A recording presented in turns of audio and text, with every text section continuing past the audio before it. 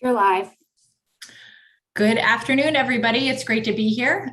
This is the first of several meetings that we will be having for the Oversight Committee on Joint Committee on Pensions. I am the House Chair of this of the Pension Committee, Brooke Learman from District 46, and my co-chair is Senator Sarah Elfreth. We have a great group here today. This fall, we're doing things a little bit differently. We are going to cover all of the same topics that we cover annually, including board requested legislation, an update on our pension fund, and understanding how things are going and where we are and where we need to be. But we are also going to add some other topics to our pension hearings this fall. So today we are starting with those topics where we talking about climate risk and climate initiatives. And in each of the upcoming hearings, we're going to hear from outside experts. We're going to hear about local investing. We're going to hear from many of our state employees about how the pension system is working for them. And today we're going to hear about climate risk and climate change. So really excited about the upcoming meetings this fall because I think they will do a lot to broaden our horizons as a committee and provide information on what other pension funds are doing, what we should be aware of, and how we can make sure that we are doing right for all of our employees. So without further ado, excited to get started. Chair Elfreth, do you want to say anything? No, I'm excited for a little bit of a shift from our normal fall meetings. We will talk about schedule towards the end because we might have to rearrange some things pending December, but I'm excited to jump in. Yeah, great. Well, let's, our first, I think we're going to hear from our treasurer, Nancy Kopp. Thank you for joining us, Madam Treasurer. Thank you for having us, Madam Chairman and members of the committee. It's a pleasure to be here and to kick off the working up towards the 2022 session with the Joint Committee. I just want to thank you on behalf of the board. I'm speaking now not as the treasurer, but as the chairman of the Board of Trustees of the pension system, here to thank you and to introduce the people who will be representing us, the staff, the executive director of the program, whom I believe most of you have met, Martin Noven. This will be his first set of official hearings and session. And I just want to tell you that Martin has come in gangbusters. It really, it's a pleasure to have him. He's gone around and to the extent possible, because of the caveats of the pandemic, met with all the staff, brought people together, and we're really moving forward in a very good way. And I just want to appreciate it on behalf of the Board of Trustees. Of course, our CIO, who I know is coming to you with news of a 26% plus return for last year, which we take great pride in, but also thankfulness. We are approaching even more quickly than we had all thought at the time of the reforms in 2011. We're approaching 80% and then 85% and then 100% of funding ahead of time, which is a great thing.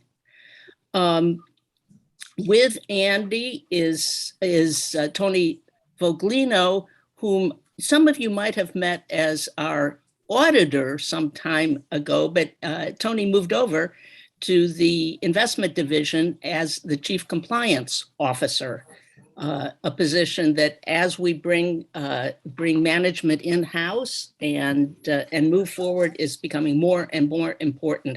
And Tony really is the person who not only staffs the corporate governance committee, but really is the advisor to the board.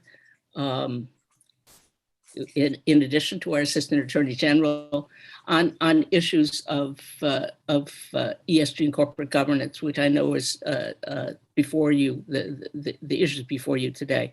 And finally, Rachel Cohen, our principal counsel and assistant attorney general, who guides and constrains us. And we thank her too. it's a team that really now with Martin and Andy are just coming together in a way that I think you all envisioned when you passed legislation a few years ago to bring some of the management in-house. And so the questions before you obviously are becoming more and more pertinent as we exercise that responsibility, which you gave us. You are now dealing your retirement system over $67 billion, thanks to these great returns of the last several years. And we are very careful with that 67. The issues before you are important. We want to respond appropriately as the fiduciaries of the fund. As you know, this is a time of great transition. And part of the transition you started addressing some years ago, a few years ago, when you passed legislation which led to us incorporating in our risk management reports and actions, questions of ESG, environment, social, and governance. And I know it's not before us right now, but I just want to say in terms of social, the board, your board, after significant discussion, adopted about 3 months ago, a responsible contractors policy, which we will now be applying in all of our pertinent investments going forward. So we are taking, I know it's not before us right now, but it was a major move, quite candidly, and took a lot of work and compromise, and I think we'll have a significant payoff in return. I don't want to take up any more of your time, except to say that it's been an honor and a pleasure working with you all over the years. You've given us great support, and I appreciate it. And as a retired legislator and therefore a beneficiary of the plan, I particularly want to thank you. I am wearing now 3 hats. I'll take off all except the chair and turn it over to our attorney, I believe. Thank you. I'm going to see if I can share my screen. Let's see. Can everyone see that? The presentation on the, great. So I was asked to speak to you today about fiduciary responsibilities, and in particular to talk about these responsibilities in the context of social investing topics. And I'm going to focus today on topics 1 and 3. First, I'm going to just give you a brief overview of the fiduciary responsibilities that govern the management of our pension system.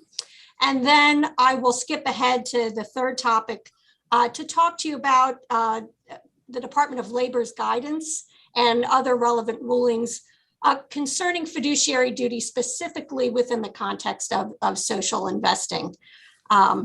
Let me just set out that the purpose of this program is really educational, and I'm not here to provide any legal advice, not here to provide any policy advice, but hopefully the goal is to set the stage and the framework for the policy discussions that you're going to have. Okay, on this slide, I have outlined the various laws that govern and guide the management and operation of the system. And I want to focus on the 2 federal laws I've listed there.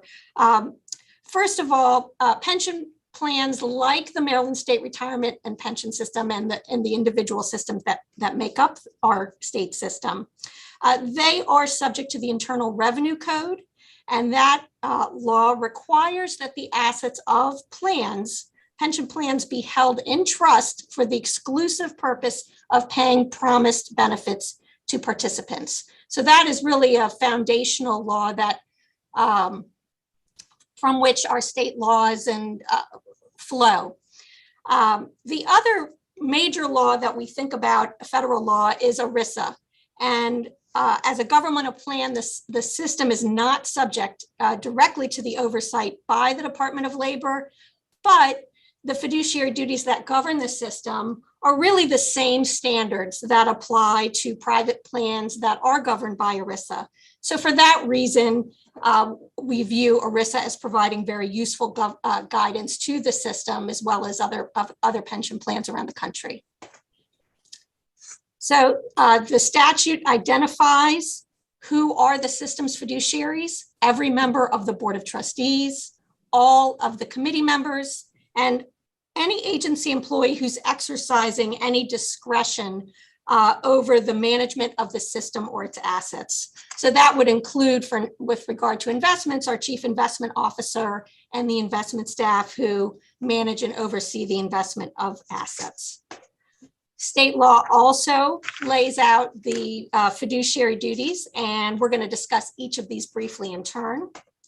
The first key duty is the duty of loyalty, and it really encompasses 4 concepts that we're going to talk about over the next 2 slides. The first part of this duty is the duty to act solely in the interest of the participant, and this requires a fiduciary's undivided loyalty, requires the fiduciary to exclude her own self-interest as well as the interest of others when managing the plan or its assets. The fiduciaries of the system who have other roles in state government, like our state treasurer, the state comptroller, the fiduciary duty of loyalty requires them to set aside the broader roles and interests, to just set those to the side whenever taking action as a trustee. And I heard the treasurer say that at the start of her talk that she was here in that fiduciary capacity today. The second aspect of this duty of loyalty is to act exclusively for the purpose of paying benefits to the participants. And I always think of our former board chair, William Donald Schaefer, the former governor, who used to say that the job 1 of the board was to make sure that benefits are paid on time and in the right amount. And I would just add to that thought that he expressed so often, that fiduciary responsibility is not only as to the present, but importantly as to the future. And the goal obviously is a pension system that meets all of its obligations, both current and future, to all of the members and retirees. This duty has been called a responsibility to the participants as participants, their economic interest in the benefits that are due to them under the plan. So again, it's a narrow responsibility. The trustees are not looking at the members' broader interest in good schools and good roads, although those are very important goals. That's not the role of our Board of Trustees. They're focused exclusively on satisfying the liabilities to our members. And these assets may not be diverted to those other broader purposes. They must be dedicated towards paying benefits. This duty also includes the responsibility to act independently and without conflicts of interest. And here, state law again draws from federal law ERISA in detailing the prohibited transactions, all designed to prevent self-dealing and other conflicts of interest by the system's fiduciaries. And finally, when you're dealing with a large multi-party trust fund like the pension plan, the fiduciaries have to take care to deal with all of the participants impartially as a whole and not unfairly favor any particular group of them. The other key fiduciary duty is the duty of prudence. And it's said that a pure heart and an empty head is no defense for a fiduciary. And here again, state law is looking to ERISA and the prudent expert standard. This is obviously a higher standard than the ordinary prudent person standard. In the context of investments, fiduciaries are held to the standard of a sophisticated investor investing similar funds for similar goals. So looking to the public plan space for the standards of prudence. When we think about prudence, there's the substantive prudence, which focuses on the merits of a decision, often looking back in hindsight. But what the courts have said is that the fiduciary should focus on the prudent process ascertaining the facts, doing the complete analysis investigation, getting that expert advice when needed, and importantly, documenting their process and their decisions. The third fiduciary duty in the statute is the duty to diversify. And I won't belabor it other than to say that at common law, this really was part of the duty of prudence, but in federal law and state law, in ERISA and in Maryland, it's been called out as its own independent fiduciary duty. And it's the duty to diversify unless clearly prudent not to do so under the circumstance. The fiduciary has to consider the purposes of the plan, the amount of the assets, and the economic conditions and the risks when it comes to asset allocation and diversification. And if there's a decision not to diversify, the burden shifts to the fiduciaries to show that there's not a large risk of loss from that decision. And finally, there's the fiduciary duty to act in accordance with all of the laws and documents that govern our system. So I'd like to shift gears. Here in part two, I've really given you just some definitions of social investing topics, but I know that Andy's going to go into great depth about how the system is managing climate risk in its investments. So I'm going to skip forward and get to the federal law guidance, which I think will be helpful to your discussions. So the Department of Labor has been giving guidance in this area for more than 25 years, and each administration has chimed in, has taken a turn giving guidance. And I think many have characterized this shifting guidance as a seesaw. I do think it's useful to look at the guidance, and I'm going to just briefly walk through it, because I think we can see the common legal standards that have emerged. So the first guidance came with the Clinton administration in '94, and this guidance was really focused on the concept of economically targeted investing. And the department defined that term as investments that were selected for collateral goals apart from the investment return. The guidance gave the legal standard for this type of investing, economically targeted investing, referred to as the all things being equal standard. That standard really says that the fiduciary duties that apply to economically targeted investments are the same standards that apply to any other investment decision by a fiduciary. And they go to the guidance went to some lengths to explain that an investment or its course of action would be imprudent if it were expected to provide a lower rate of return than other available investments with similar risk. And as well, it would not be prudent to invest in a riskier investment or course of action than alternatives that are expected to provide the same commensurate rates of return. And the bottom line from the department was that fiduciaries should not accept lower returns or greater risks to secure what they called collateral benefits. I think there's been emerging, and we'll see, discussion of ESG, environmental, social governance goals. And finally, they said that fiduciaries should keep in mind the role that the investment or course of action plays in the portfolio in terms of diversification, liquidity, and risks. So a lot of detailed considerations for the fiduciary to consider in this area. In 2008, the Bush administration issued its own interpretive bulletin, and they said they were superseding that 1994 bulletin. And really, as I said earlier, that administration was just expressing more skepticism and caution. And the department said that fiduciaries may not consider these collateral goals except as a tiebreaker between two otherwise identical investment options. And they cautioned fiduciaries to conduct both a quantitative and qualitative analysis about the economic impact in order to determine whether these investments were truly equal.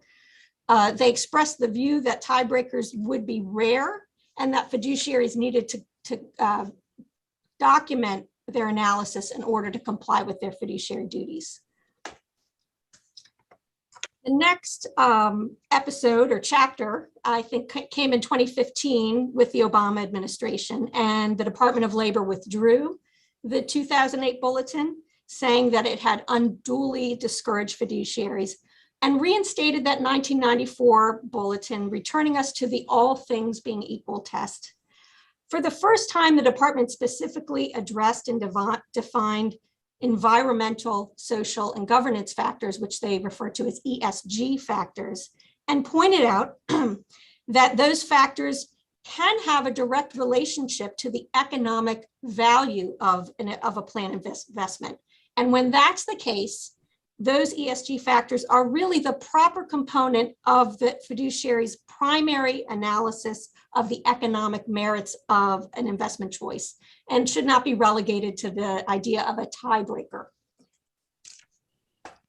So I'm not going to spend a lot of time on the Trump administration, only because I don't think the guidance is going to be with us for much longer. But in 2018, the administration came out expressing a lot of skepticism about the 2015 interpretive bulletin, and urged fiduciaries to focus on financial factors only that impact risk and return. And then we saw the department issue its very first regulation on this topic a year ago in October of 2020. It was called the Financial Factors Regulation. It's referred to as the ESG rule. And there, the regulation provides that a fiduciary's evaluation of an investment must be based only on what they called pecuniary factors. Again, going back to that tiebreaker test, saying that that tiebreaker exists only when a fiduciary is unable to distinguish between investment alternatives based on those pecuniary factors alone. The administration did acknowledge that ESG factors could be economically relevant, but again, they expressed some skepticism about how infrequently they thought that would be the case. So turning the page with the Biden administration, the Department of Labor quickly came out and criticized that financial factors regulation, and has said that it will not enforce that rule while it reconsiders it. And in May, President Biden directed, through executive order, he directed the Secretary of the Department of Labor to revisit it and consider whether to suspend or revise or rescind it. And in fact, I've been looking at Google all week for it because it's going to drop any day. The Department of Labor submitted a proposed rule to the Office of Management and Budget reportedly in August. And I just saw a news report yesterday that the proposal could be released any day. So I think at the very least, we're going to see a return to the 2015 guidance. But you can see that the department has been very active in discussing the parameters of this area. So given the fact that this has been in flux, what can we take away from the Department of Labor's guidance? I do think that the 2 points have come through quite clearly, and then there's a lot still under debate. The first is that every administration has said consistently that plan fiduciaries may not subordinate the economic interest of a plan to unrelated or collateral objectives. What's been debated is what is the test? What is the standard that the fiduciary must follow? Is it the all things being equal test, where you look at the same fiduciary duties that apply to any other plan investment? Or is it this documented tiebreaker between identical options? And that's where the back and forth has been. Second, I would say the department has come to recognize, and while at the beginning they referred to ESG as collateral, but both the Obama administration and the Trump administration recognized that ESG factors can be the primary components of a fiduciary's analysis of the economic merit of an investment and those competing investment choices. So the debate has simply been about how common that is and how much scrutiny should be given when ESG factors are considered.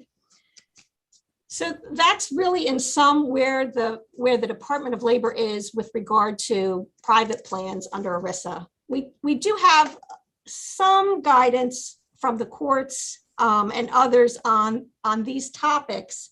There's a 1975 case that came out of New York that has been, cited too frequently in the area of directed investments, and that case involved a New York law that mandated the use of public plan assets to purchase certain bonds that had been issued for the city of New York.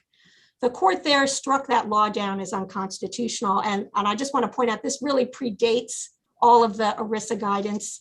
So this was really founded on constitutional principles, but it does stand for the proposition that legislatures don't direct the operation of plans and their investments, that public plans have to be managed by the fiduciary with those duties to the participants.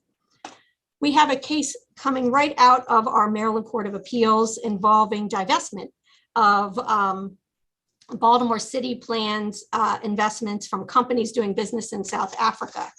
And again, this slightly predated the ERISA rulings. This is from the late 80s. But there was already a lot of commentary out there in academia on these topics. So it does track some of the language that we ultimately saw from the Department of Labor. And the court ultimately held that that law did not cause the trustees to violate their fiduciary duties, as long as the trustees could implement that program in a manner that really the all things being equal standard. That the opportunity costs and the cost to implement the program were de minimis to the plan. And with those factual findings, the court held that the law was permissible.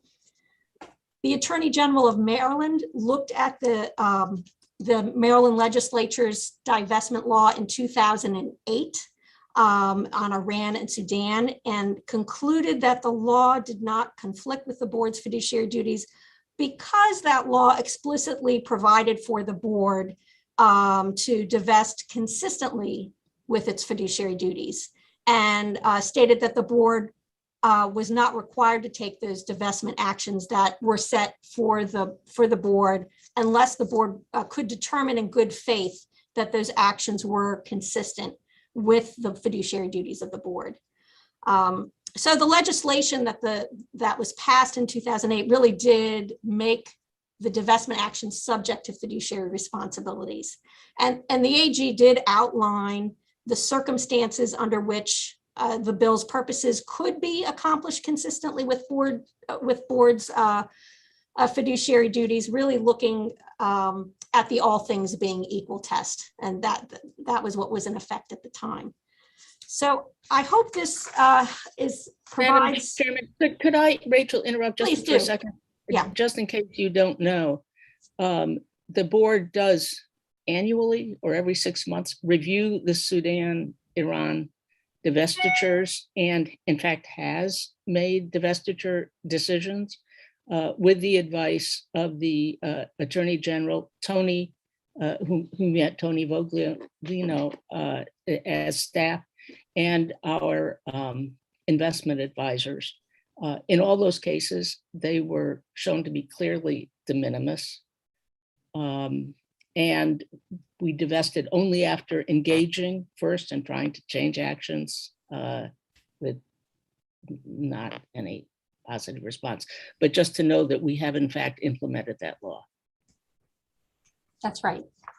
So that really concludes what I had been asked to present today. I'm happy to answer any questions. Thank you so much, Rachel. I am not seeing any hands raised. Okay, terrific. All right. Let me. Madam Chair.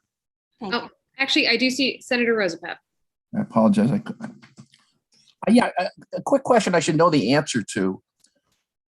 What is the legal relationship between the Labor Department ERISA rules and public plans? Right, that's a good question. The public pension plans are as governmental plans, and as long as we continue to satisfy that exemption of being a purely governmental plan, are exempt technically from ERISA's reach. There is some overlap with the Internal Revenue Code where there are parallel provisions that do apply to the system, and the department and the IRS and the Treasury departments certainly has responsibility and oversight of public plans, but not the Department of Labor. But over the years, it's been recognized, I think, in case law and by the Attorney General in published opinions that ERISA provides very useful guidance to the system because, like many other state plans, the language in state law is patterned virtually identically to ERISA's fiduciary standards. So we look to ERISA for guidance in interpreting the law, the fiduciary responsibilities that apply to the system. To Thank interpret state law, I'm sorry? to interpret our own state law. That's right, because ERISA was 73, 74, then the fiduciary responsibilities that apply to the system were amended, I think, another year or two later, and they predate, but they were amended in parallel with ERISA. As really virtually, I don't know of a state plan that operates differently. Okay, we're gonna delegate Krim. Thank you, Madam Chair. Rachel, I just have a question about adding to that statute from 2008 regarding Sudan. Do you have any advice on adding other issues to that statute?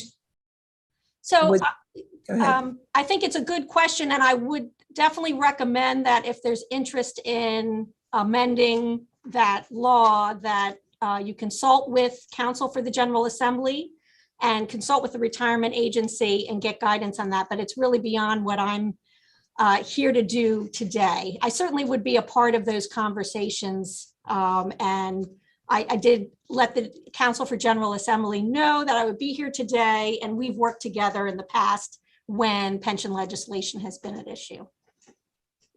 Thank you. Delegate Proctor. Yes. Are we currently continuing investments in Iran and Sudan? Is this law just for new investments, or what? I don't know exactly how that works.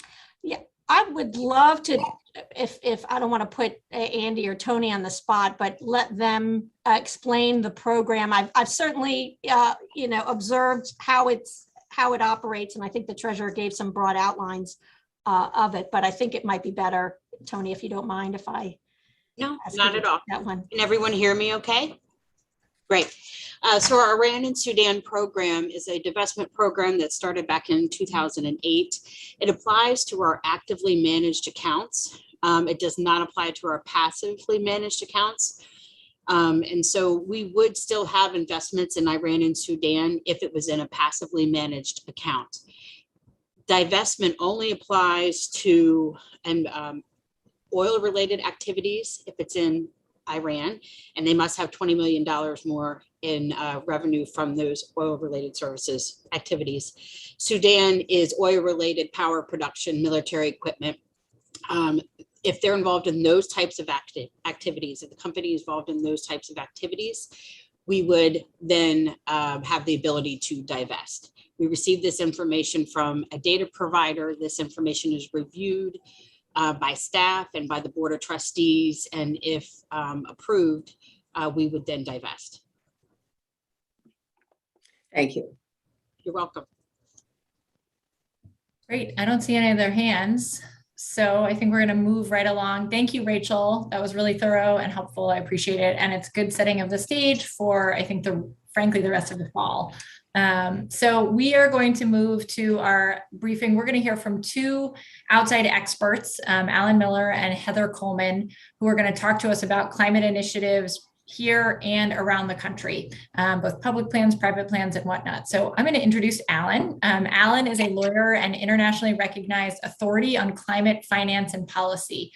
In 2014, he retired from the International Finance Corporation after 6 years in the World Bank Group, working on climate change issues, including 6 years in the Global Environment Facility Secretariat, where he managed approval of over $1 billion in donor funding for clean energy projects in more than 70 developing countries.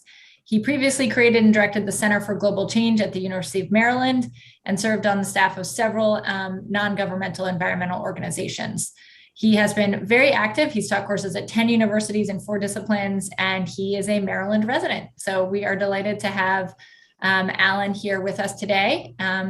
Take it away, Alan. Thank you. Okay, thank you very much, Delegate Learman. Can you hear me okay? Loud and clear. Okay, I understand the Philip is going to post my slides, and I'll use those to try to efficiently deliver a few points. Great. Let me also just say that I did only a few minutes ago see the submission from the state pension fund staff, which has a lot of interesting updated detail on the most recent consideration of climate risk. And some of what I say may anticipate or even be subject to some more recent information from Andy Palmer and his team. So I appreciate the opportunity to go through this, noting that much of what I have to say is in part historical and in part based primarily on the 2 earlier reports filed by the pension fund for 2019 and 2020. Great. So next slide, please. So I actually wanted to note that I first encountered the issue of the risk of climate change for pension funds through contacts with pension fund staff. This was while I was still in the World Bank, where we were both sponsors of one of the first, perhaps the first consideration of climate risk for long-term asset managers done by Mercer. And that came out, believe it or not, 10 years ago. Maryland staff were participants, and so it brought me for the first time, although I've been a Maryland resident for over 30 years. And it should be, I think, fairly obvious to this group that pension funds have a very specific reason for being particularly subject to considerations of climate risk because of the fiduciary obligation that we just heard described in some detail. They have to be prepared over the long term to manage their assets with obligations to people who may not be claiming them for 20, 30 years or more. But collectively, they're also a very significant influence on financial markets, globally holding in excess of $100 trillion. And then there is the further complication, as I learned as I became more involved in discussions within Maryland, about the reality that particularly pension funds rely to a great extent on outsourcing fund management and primarily base their oversight on asset allocation decisions. And I want to come back to some of the limitations of viewing these issues primarily through asset allocation, and I'll come back to that toward the end. Next slide, please. So this is actually a story that I've told Chairperson Brooke, and I think Treasurer Kopp know this story, but this is a kind of fun story about Maryland politics in that my interest in this topic was in part when I had a knock at my door from Delegate Corman, who is one of my representatives, and in his wonderfully characteristic way asked me, was there anything I might like to talk about? And I said, yes, the risks of climate change to the state pension fund. And remarkably, rather than look at me with a stunned look, he said, wow, that sounds really significant. And let me introduce you to Treasurer Kopp, which he did. And of course, I know her very distinguished scientist son, who is a major expert in the climate community. But then significantly, he got in touch with the Dean of the Maryland School of Public Policy, also a climate expert. And that led to doing the report that is posted here, which came out in October 2017. And I might just note, in fact, that the lead author, Nathan Hultman, is now on leave working within the Biden White House. So there's quite a significant chain of events here. And when we did the report under the direction of Dean Orr, this was sort of a brief summary of where we came out. Next slide, please. And significantly with, again, Delegate Corman's involvement, this was the precursor to the introduction of the Pension Risk Mitigation Act of 2018, which I'm sure all of you, of course, know well. And this is quite a seminal law. And I want to just briefly emphasize here how much has happened in the intervening 3 years since 2018. Maryland was, to my knowledge, the first state law mandating consideration of climate risk. Even California was some months later before enacting a similar policy. Yet in those intervening 3 years, we've seen an extraordinary evolution of focus on disclosure of climate risk, of the development of analytical tools to enable doing it, and for the adoption of various policies, such as the debate that I expect will occur later this session about this meeting about divestment. And this is a distinction I'll return to, but just to emphasize that we are really talking about two related but somewhat different things here, right? We're talking about the identification of climate risks, and then we're talking about policies that might be adopted, such as divestment, in order to act upon that information that may or may not be fully related to purely financial considerations. Next slide, please. So Maryland has, consistent with the law, the pension fund, I should say, prepared 3 reports working with, I believe in all 3, a consulting firm, Maketa. I've had the opportunity to talk with a couple staff there a few times about it. And I think it's fair to say, and I suspect that that Mr. Palmer would agree with me, that the reports have really come quite a ways over the 3 years. That the first report was pretty limited in that it looked only at the impact of a 2-degree centigrade increase in temperature over the next 10 years. It's a direct quotation, but there are certain limitations that I think are still the case. So for example, it did not consider, as some other pension funds frankly do, transition risks. That is, risks that may result from the imposition of carbon taxes, climate policies that could directly encourage or discourage utilities from certain kinds of investments.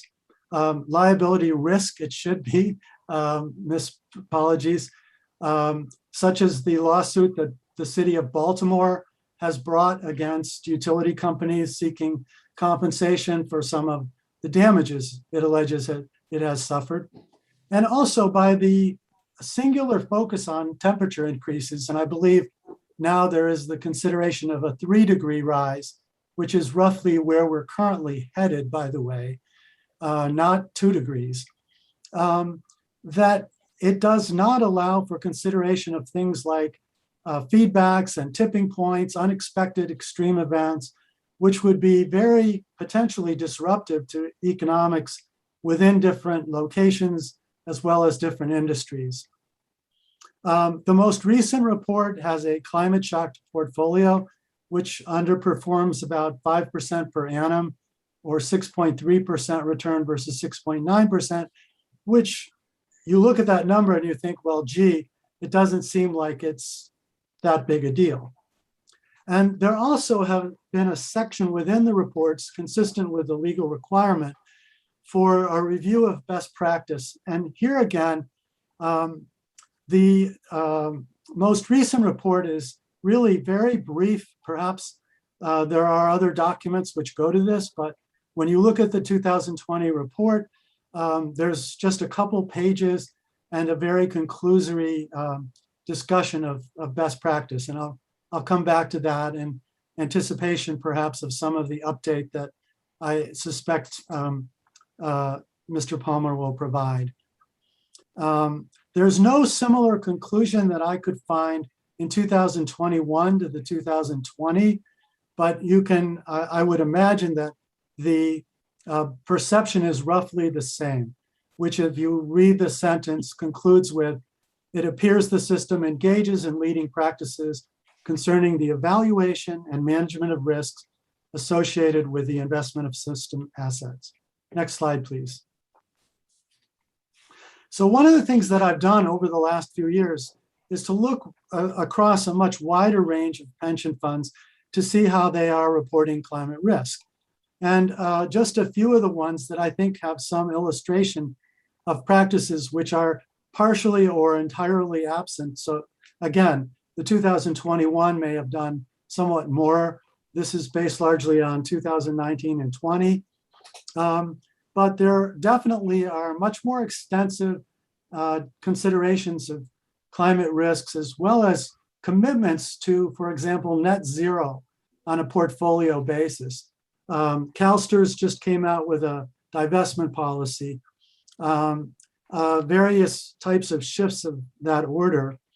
And similarly, the membership in climate change focused partnerships. And I do note that in 2021, there's some strong language to the effect that Maryland is a partner in some of these groups. My understanding is they are not a partner, for example, in the Net Zero Asset Owner Alliance, which does include a number of other large pension funds.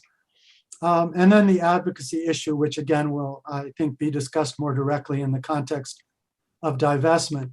Another issue which is emphasized in some of the other pension funds is the consideration of opportunities as well as risks. And I think this is becoming increasingly apparent, for example, with the extraordinarily rapid growth of renewable energy in this country, which, as Governor Newsom noted yesterday in talking about restrictions on oil leasing, now provides 5 times as many jobs. Next slide, please. And if I am getting short on time, please let me know. So I think I've already briefly mentioned this, that there is this distinction that I wanted to emphasize about the question of risk analysis and disclosure versus the commitment to various types of actions such as net zero and Paris alignment, which is another basis for a growing number of pension funds. Next slide, please. One of the other points that really deserves some emphasis is, again, how much things have evolved since 2018 when the Pension Risk Mitigation Act was passed.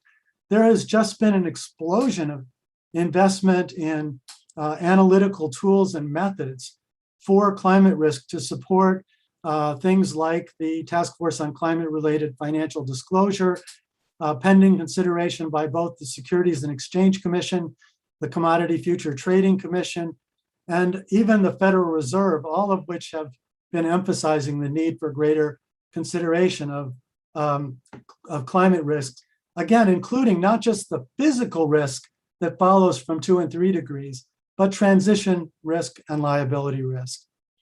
And just indications of the extent to which some of these tools have become big business.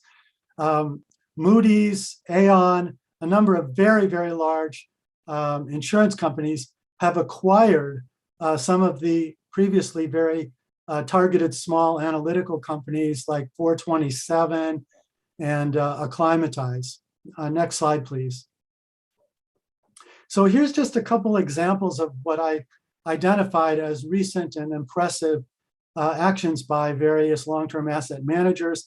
In this case, the Government Pension Investment Fund of Japan, with $1.7 trillion, the largest such fund in the world, has done, and I won't go through this full list here, but I think this definitely goes through a number of measures which have not been fully incorporated yet in the Maryland analysis.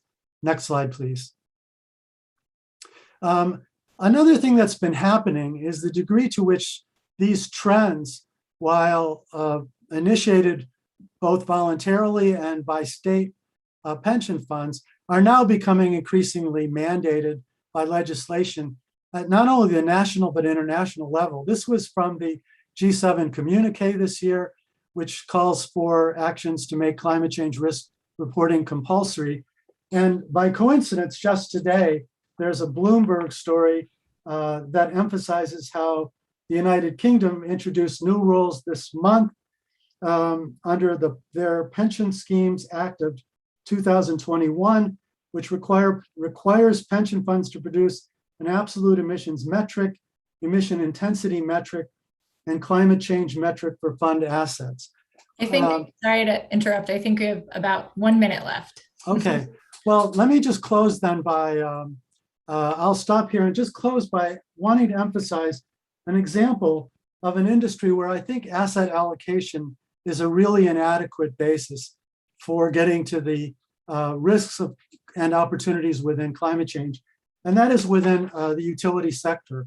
So if you look within broadly at the range of emissions from investor-owned utilities, you will find that the emission intensity varies by more than 2 to 1, with American Electric Power more than twice the emission intensity of Edison International. So in terms of the mitigation risk, there's a huge disparity within the electric utility asset category. And similarly, if you look at the climate risk to assets, there's a tremendous variation in utilities like Pacific Gas and Electric, which went bankrupt because of its failure to prepare adequately for wildfires to which it had contributed in management of its infrastructure, versus other utilities, even within California, that have done a very good job of avoiding wildfire risk. So these are all discoverable types at the corporate level, which are not going to be adequately disclosed by purely focusing on asset analysis. Finally, if you just jump to my last slide, I did want to just very briefly note that a lot of my work on this subject began with work through the University of Maryland Center for Global Sustainability. That group has grown enormously. It has a lot of finance expertise. Some of you may even have worked with some of the folks there, a number of whom have extensive financial backgrounds from major banks and financial institutions and are now associated with the university.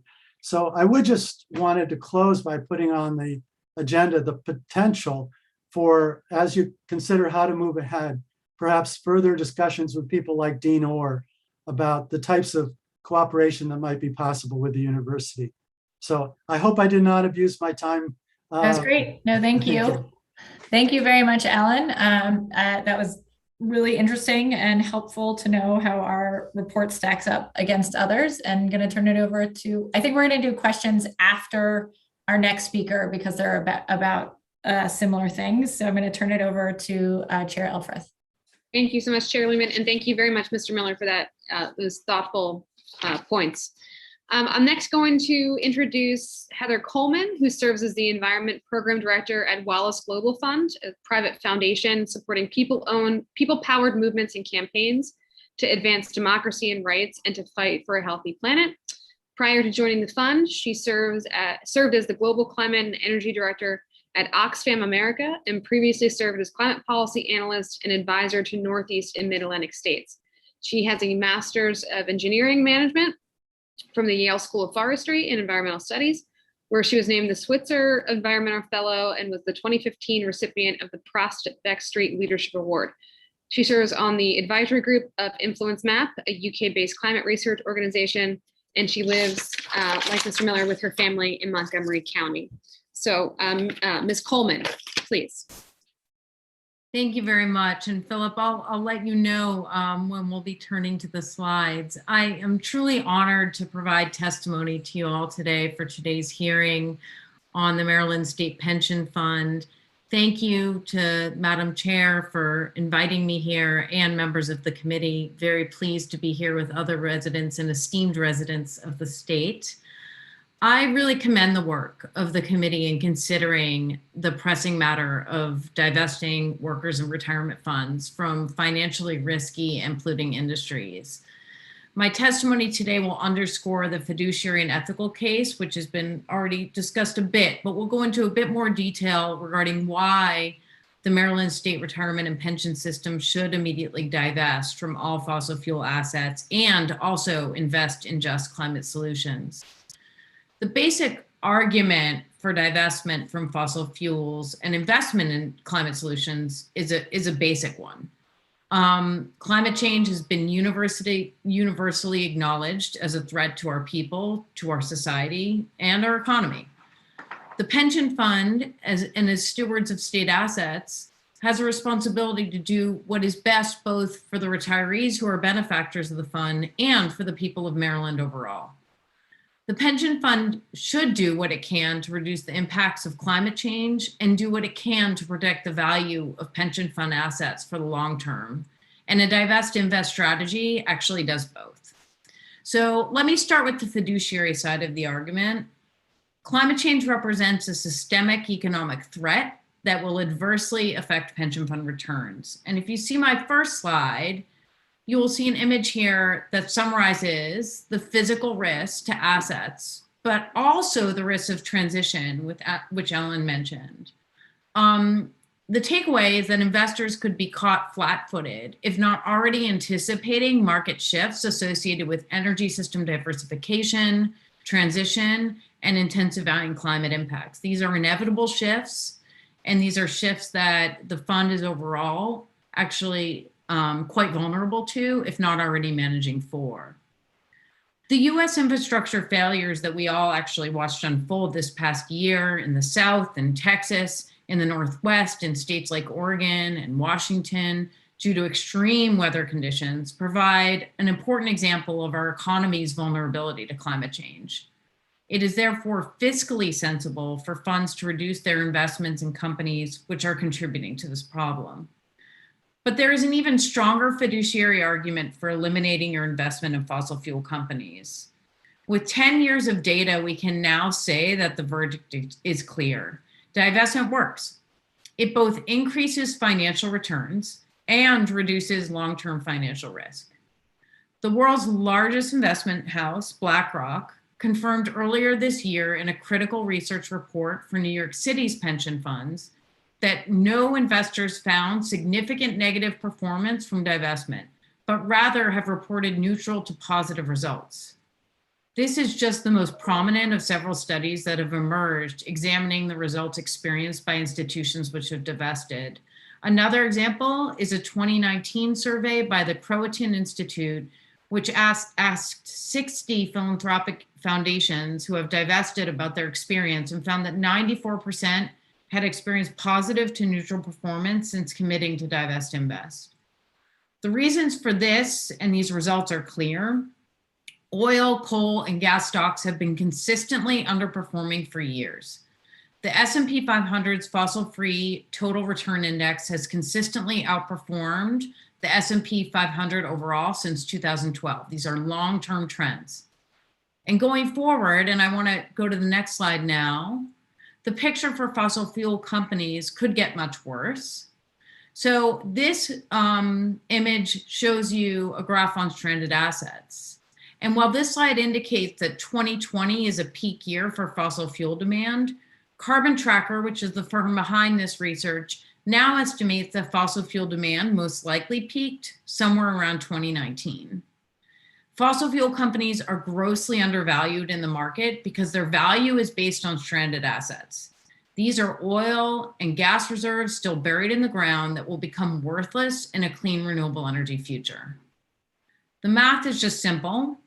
If the world is to succeed at limiting climate change to 1.5 or even 2 degrees Celsius, as stated in the Paris Agreement, nearly all of that oil, coal, and gas must remain in the ground, and the value of these companies will inevitably collapse. Pension funds happen to me of the most vulnerable sectors to stranded asset risk because pension funds have nearly 30% of fossil fuel industry shares overall.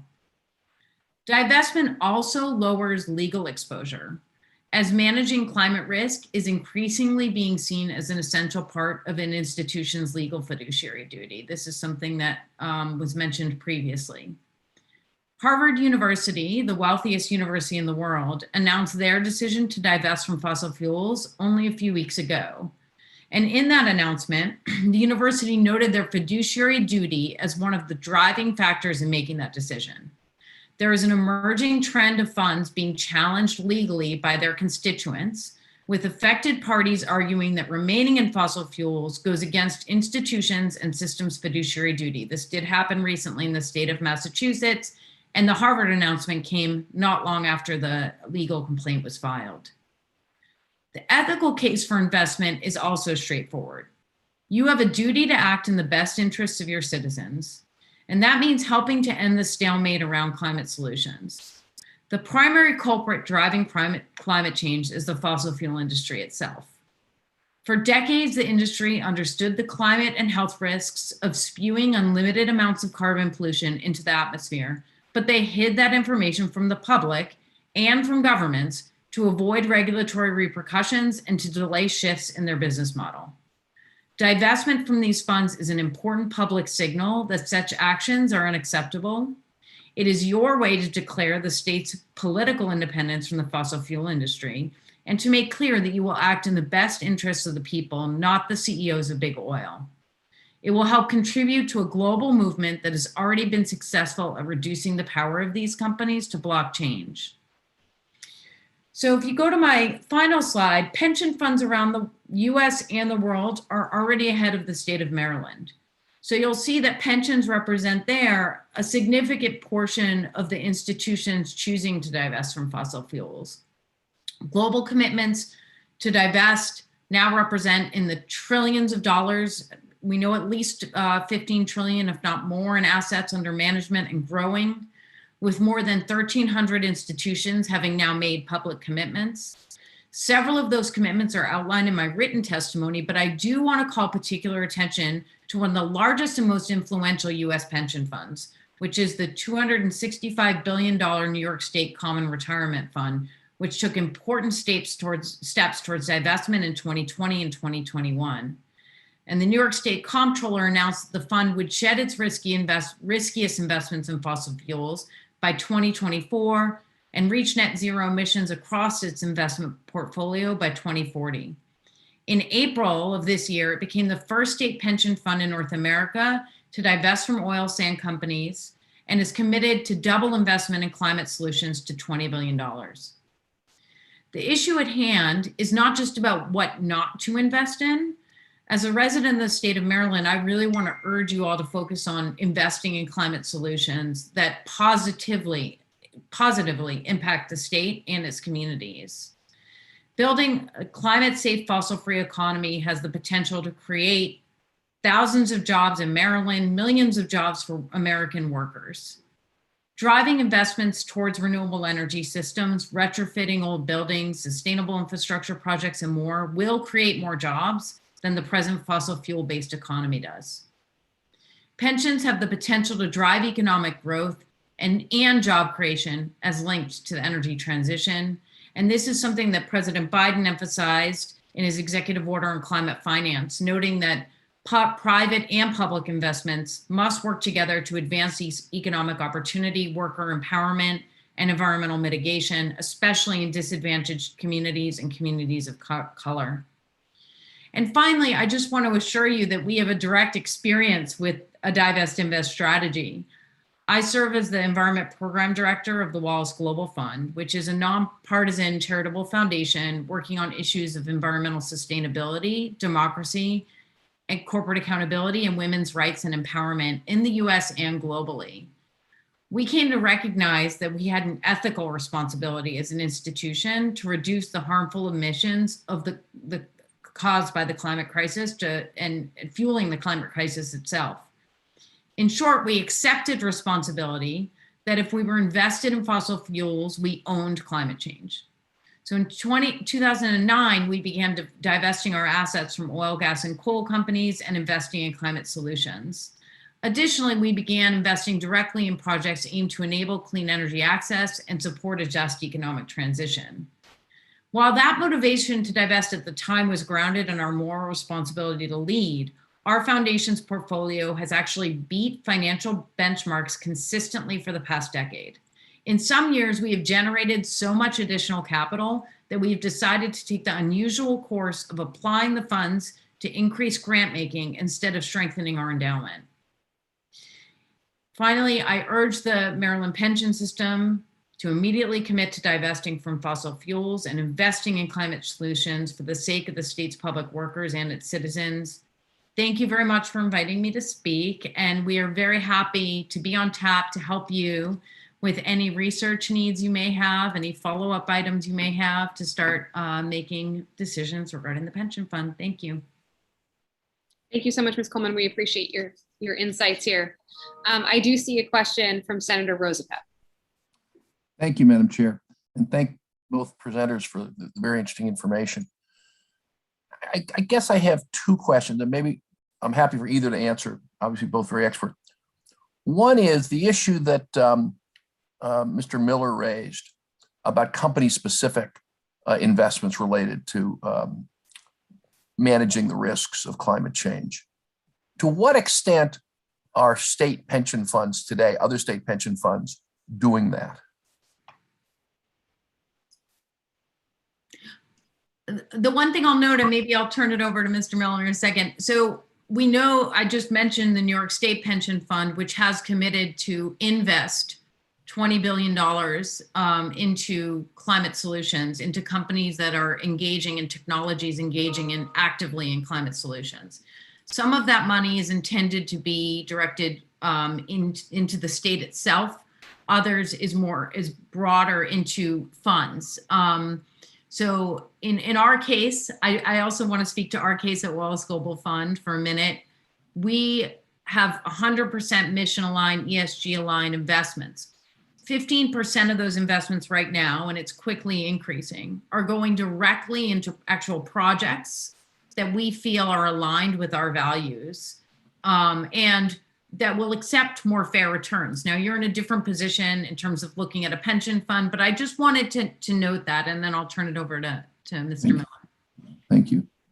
Sure. No, it's a good question, Senator Rosapep. And by the way, I still recall meeting you way back in College Park in your early days in the legislature when I was working at the university. Thank you. Great to see you're still at it. That goes to one of the points that I made, which is that if you asked that question 10 years ago or even 5 years ago, the answer would have been very difficult.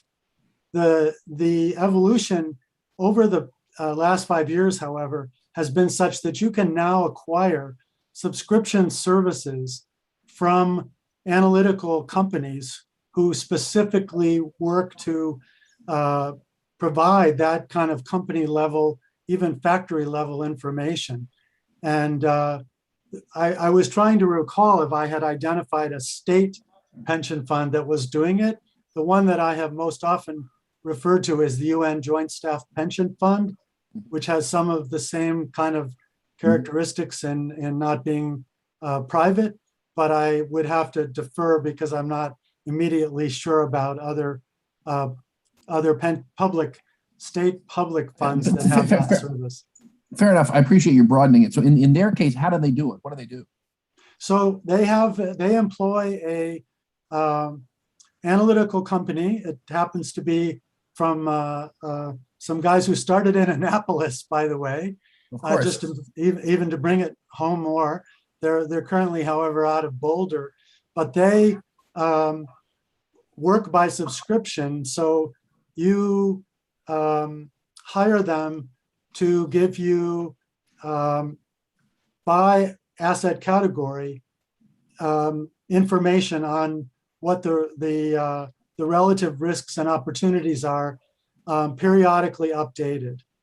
And that does imply the need for pension fund management that has an ability to go beyond simply saying, okay, we're going to have X share in utilities, right? I mean, if that's the way you continue to do things, then you're not going to be able to respond very effectively. So it does raise a series of other questions about the need to go beyond what might have been just saying, fine, we're going to be in real estate. Well, Is your Understand. real estate holding one that has a lot of Florida condo exposure? Oh, yeah, exactly, You might exactly. want to know that, right? Right. Well, I think that information is increasingly becoming available, but it does have management implications. Madam Chair, if I might have one small follow-up question on this. Yes. Both of our guests. To what extent are there funds today that are doing exactly that? Either in real estate or in utilities or in, all the different, or in building subway systems. The risks to different industries are huge, and the management of those risks for exactly as you say, for particular companies and assets is very differentiated. Are there funds we can buy into that do this in a sophisticated way? Go ahead, Heather. Yes, I mean, there's a proliferation of these funds. There are many resources out there and growing. I feel like almost weekly there are new funds out there that provide both the analytics and the research that Mr. Miller's speaking to, but also the actual product, right, that is screened and can be customized for different screens. So I just want to mention that. I mean, it has to be, there are options for active management where you're customizing based on the needs of your own pension fund. And we certainly have those that we use, but they're Great. Okay. Thanks. I'll take yes for an answer. Thank you very much. Thank you, Madam Chair. Thank you, Senator. Thank you. Great. No other questions. Thank you both. I think that was incredibly helpful and really interesting and gave us all a lot to think about and probably some more research to do too. So thank you.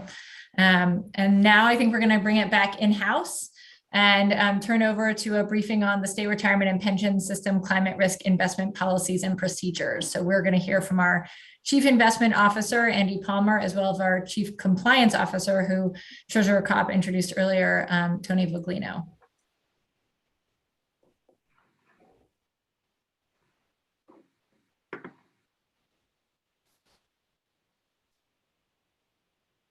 My screen disappeared there just when I was asked to speak. It's a guaranteed Zoom phenomenon. So thank you. Good afternoon, everyone. I'm Andrew Palmer, the Chief Investment Officer. And maybe to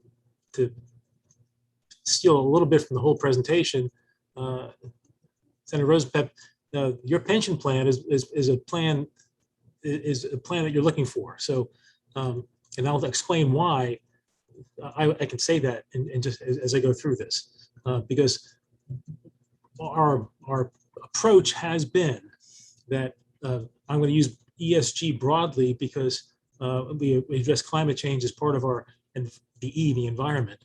But ESG has been, for us, it has been a total portfolio initiative. So we don't have one part of our portfolio that deals with ESG. So we don't have a manager, hey, that's our ESG manager. The whole portfolio is an ESG portfolio. And I'll explain how that happens as we go through here. But just as a preliminary. So just again, thank you for the opportunity to speak. As you'll see, the system has been active, as Mr. Miller mentioned, in addressing the risks of climate change. And we've made continual advancements in our approach through the years. And I will echo what Mr. Miller said, is that this space is rapidly evolving. The information that was available 5 years ago was not very high quality. If you got different vendors, the information you got from one vendor contradicted the information you got from another vendor. Companies were not very strong about reporting it.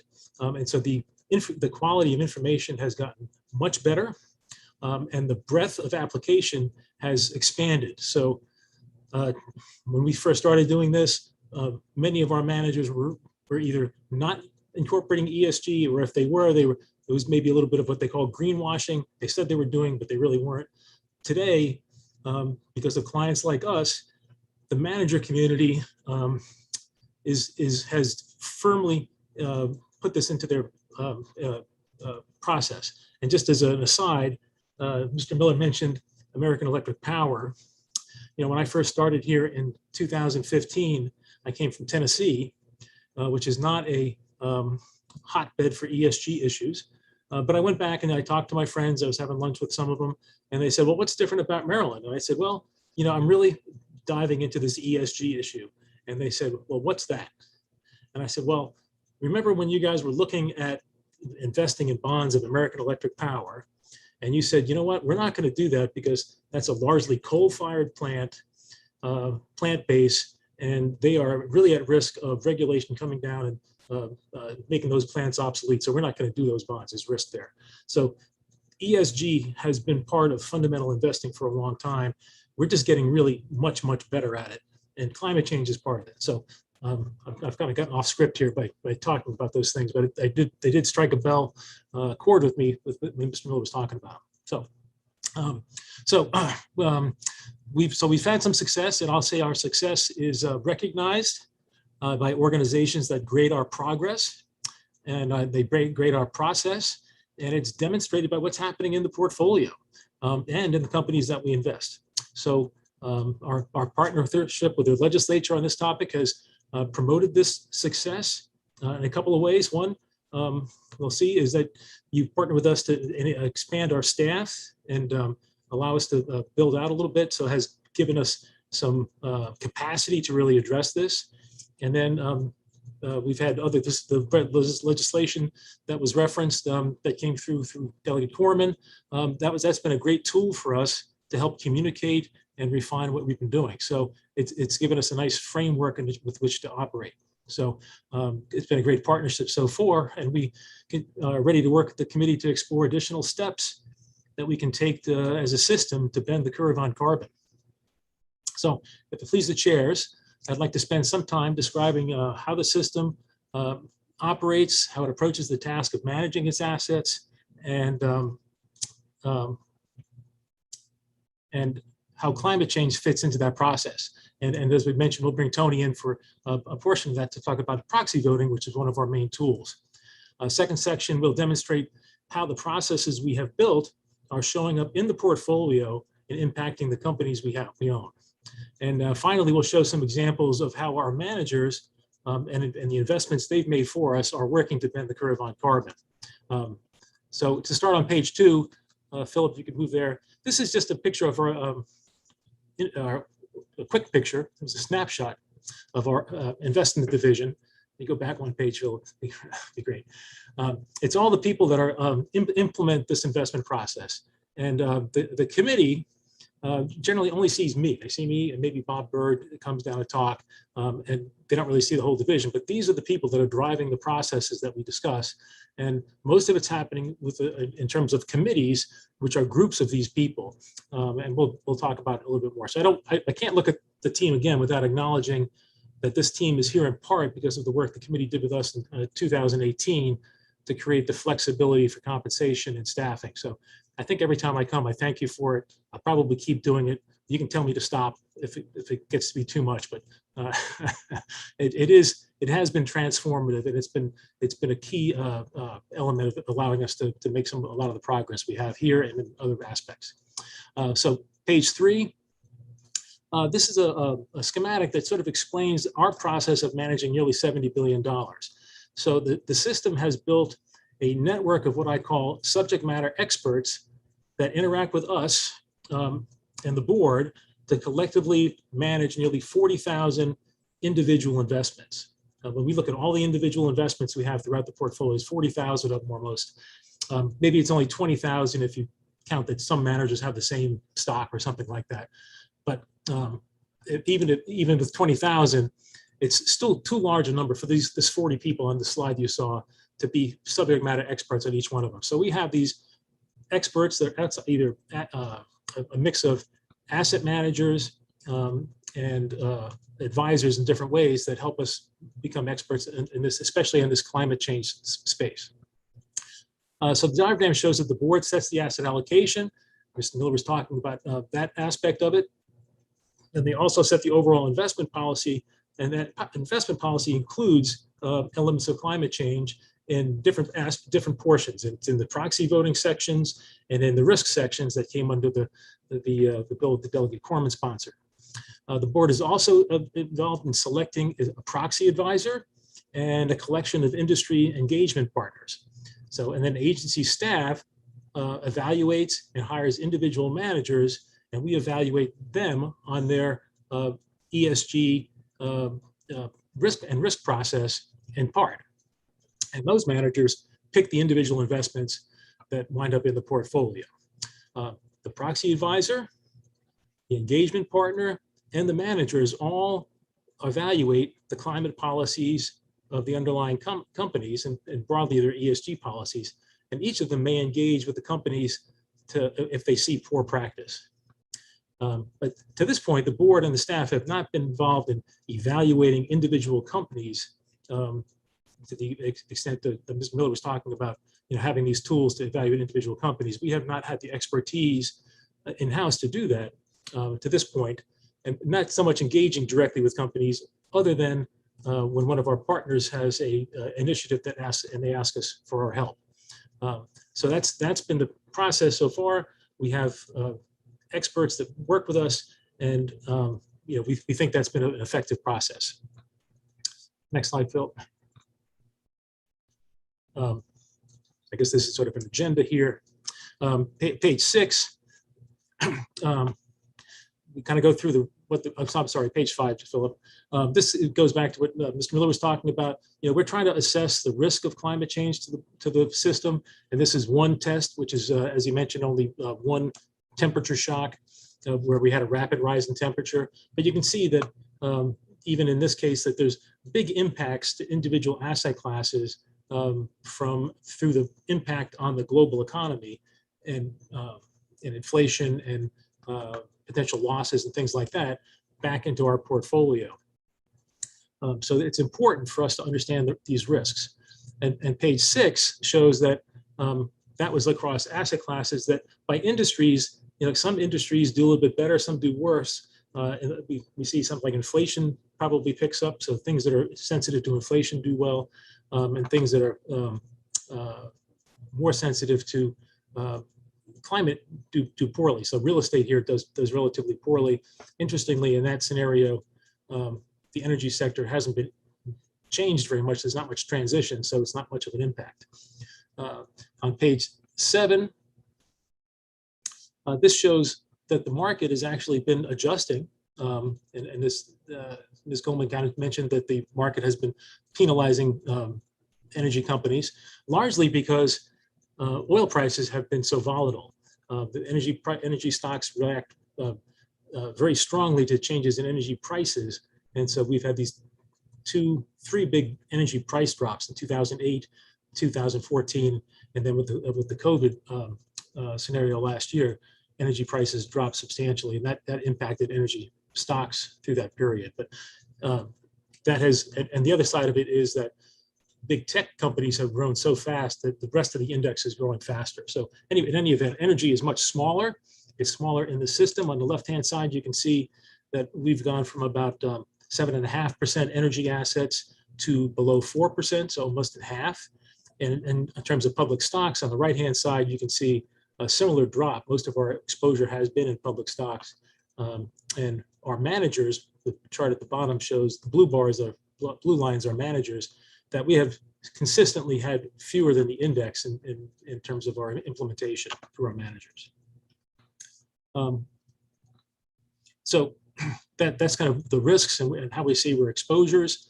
So as I mentioned, when I came in 2015, we were already a member of a signer of UNPRI, United Nations Principles for Responsible Investing. And many of we already had relationships with many of our, what I call engagement partners. These are groups like Ceres, and I'm blanking on some of the other ones. But Ceres and other partners on climate change. But we weren't really, didn't have a consistent approach in the investment process. So we began using these UNPRI obligations, which said, if you sign these are the things you're going to do, to be systematic on our approach. On page 8, what we see is the paths that UNPRI talk about in terms of how are you going to integrate ESG into your process. The first one is actually integrating it into your company evaluation. Then they have another section called screening, which is basically applying filters based on your preferences, which when we talked about the fiduciary responsibility section earlier, that's not something that the pension plan has had a lot of scope to do. And then thematic, which is the other side of finding investments that we think are going to be important in the transition. So the system has been continuously enhancing. The first one, the integration piece, since 2017, and we'll show how that's been in the portfolio. From a thematic perspective, what we have has come naturally through our existing managers finding great thematic investments to put in the portfolio. But until recently, we really haven't been finding great standalone products. We are starting to see some now, which we're hopeful will find their way into the portfolio. And we'll see some of the investments, as I mentioned. So that's one approach. Let's go down. Let's see, one next slide, Philip. Yeah, one more, sorry. The other avenue that UNPRI has is engagement and proxy voting. And as we mentioned, we do a fair amount with proxy voting, and we work with these outside parties on engagement. And so at this point, I want to turn it over to Tony to kind of talk about the proxy voting process that we have and our work in that regard. Good afternoon, Madam Chair and members of the committee. Tony Voglino, Compliance Officer of the Maryland State Retirement and Pension System. I'm going to explain our proxy voting process and policies as it relates to climate change that Angie just touched on the previous slide. Currently, we use ISS as our proxy advisor to assist staff and the Board of Trustees with crafting proxy voting policies, which the board then approves to be included in our investment policy manual. These approved policies are then cast by by ISS on all of our proxy proposals. And then ISS also provides research to the system on all the companies we own, all the companies we're invested in, the proxy proposal that's been presented, and any recommendations on how we should vote based on our custom proxy voting policies and their most current research on the company and that proxy proposal. Just to give you some context into our proxy voting activities, the system votes at almost 8,000 meetings a year and over 86,000 proposals a year. That was the stats for back in 2020. Now, the system's proxy policies related to climate change generally support proxies that promote disclosure of climate change practices and reports that include additional metrics on climate change, such as risks and liabilities and any type of net zero goals, unless, so we support those proxy voting proposals that come across our desks, but unless we feel that the actions that the company has already taken, has already put in place, or they've committed to put in place are sufficient, then the system will then vote against the proposal. But typically we vote in favor of climate related proposals. Next slide, please, Philip. Thank you. The system's proxy voting results for the past 3 years illustrate that the system votes in favor of climate-related proposals about 34% of the time. If you just look at the proposals related to climate change information, where the proposers are asking for information on risks and liabilities and costs and impact and metrics like that, we vote in favor of these proposals around 68% of the time. So as a comparison, State Street Global Advisors, such as one of our managers that's very active in the proxy voting space and engagement practices, they've supported about 33% of climate-related proposals and about 50% of climate-related report proposals. And the last slide explains some reasons why the system may vote against a climate change proposal.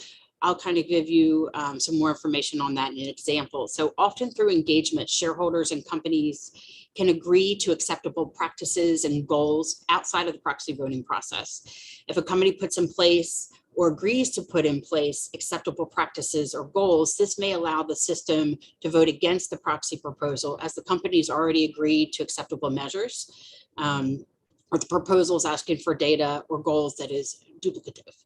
As such, a proxy advisor may recommend we vote against the proposal. Here's one example of this exact scenario. So BP, this happened this year, actually in 2021.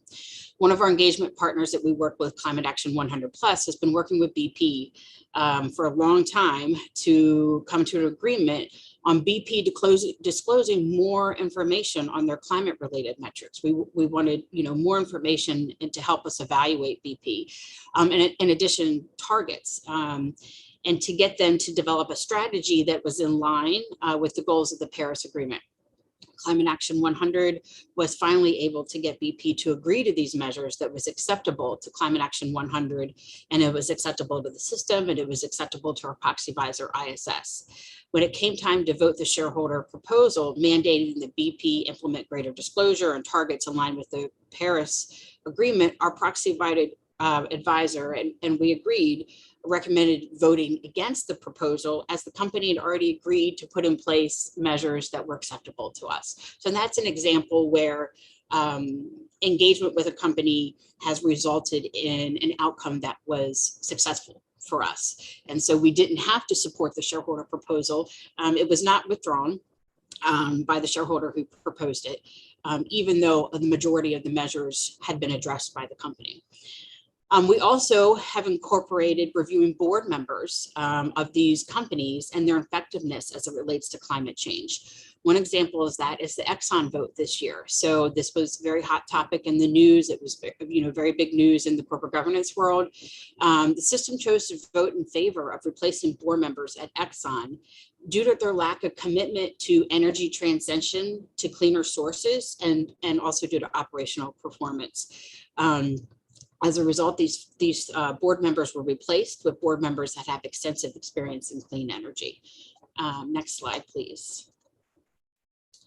Okay, so Andy went through this already a little bit, but I'll explain some of the partners we work with as far as engagement. As you know, we don't have a dedicated ESG or corporate governance full-time employee. So we kind of all share the responsibility. So we really rely on our partners to help us with engagement.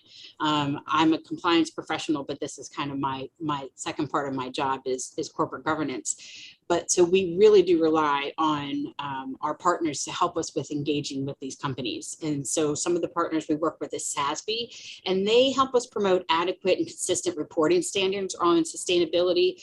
So that helps us as an investor be able to properly evaluate these companies. If we get consistent data that is very easily able to have analytics measured, it's much easier for us to analyze these companies related to sustainability. We also work with Ceres. They help us with advocacy and engagement. As I mentioned before, we work with Climate Action 100, which engages with some of the largest carbon emitters to push for better disclosure and targets and goals.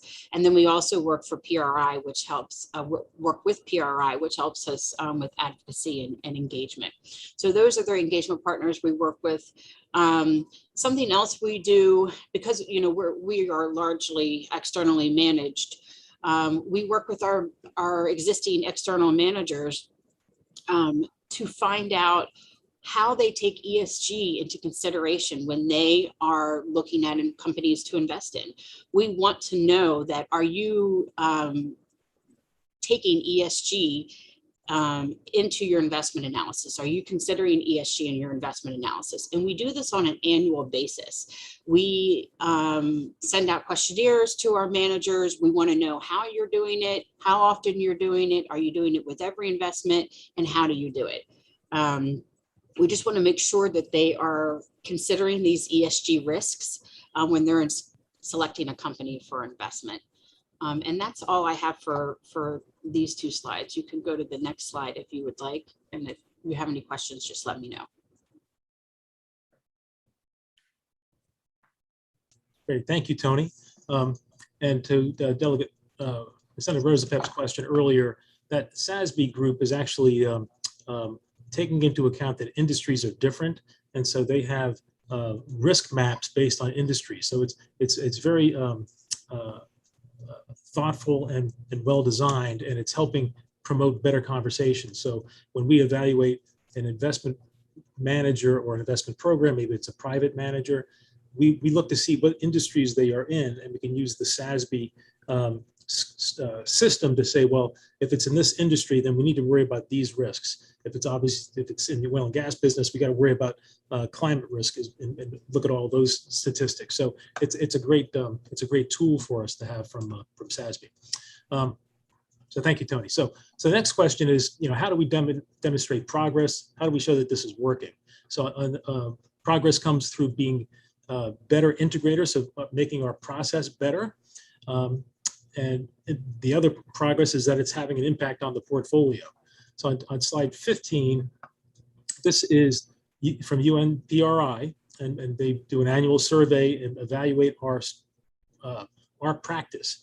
And you can see when we first started out, I've seen reports cards like this in my house from time to time. Didn't make me happy, but over time we've gotten better, and so we've gone from C to A in sort of our strategy and governance.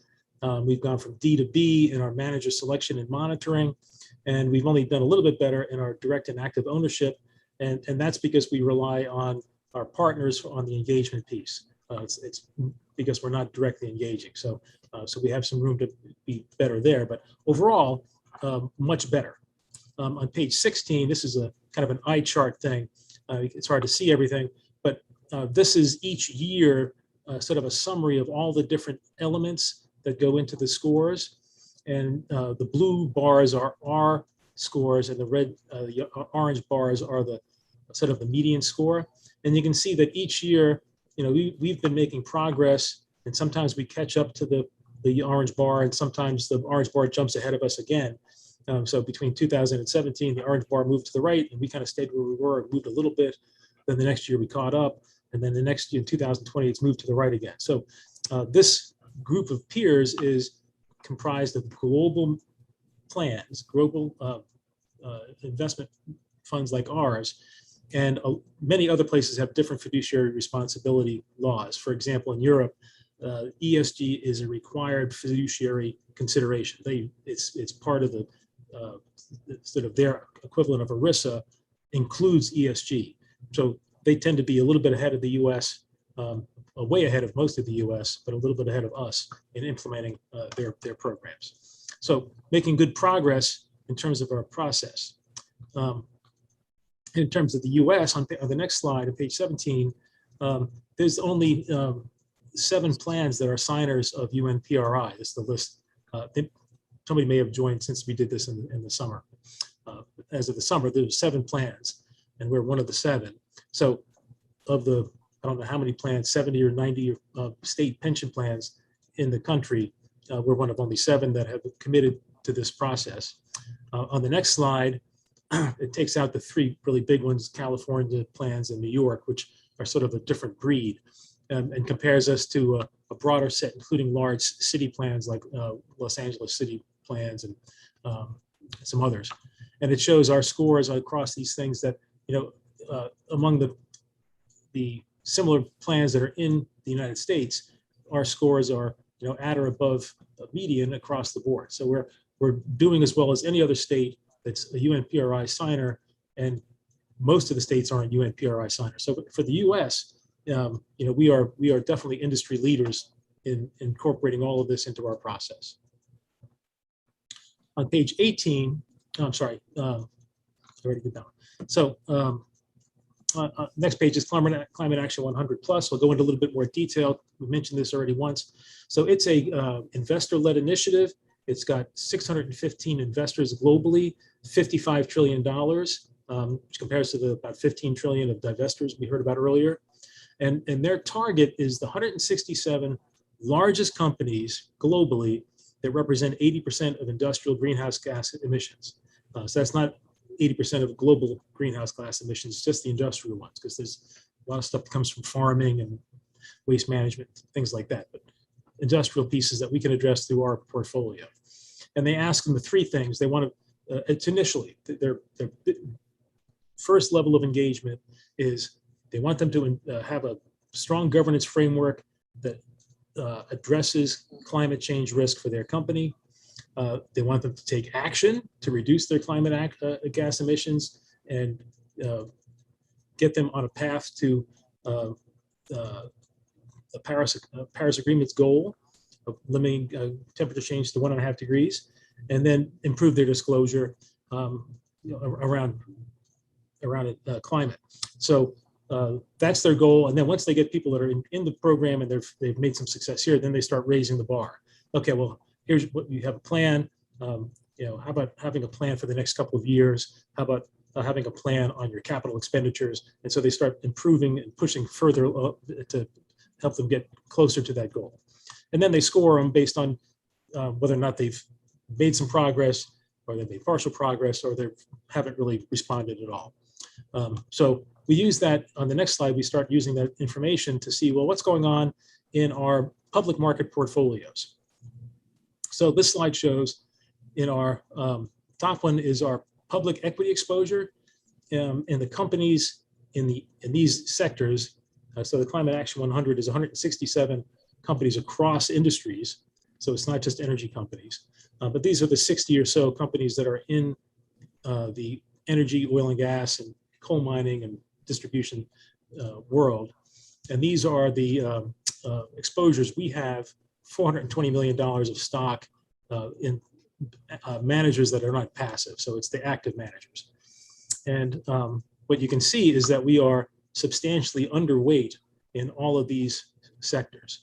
The benchmark would have about 3.75%. We have about 1.9. So almost 50% less exposure to oil and gas and energy names. And on the bond side, an even bigger discrepancy. We didn't put the totals here for some reason, but significantly underweight in bonds and only 125 million to carbon. So our managers, what this shows is our managers are incorporating these risks into the construction of their portfolio.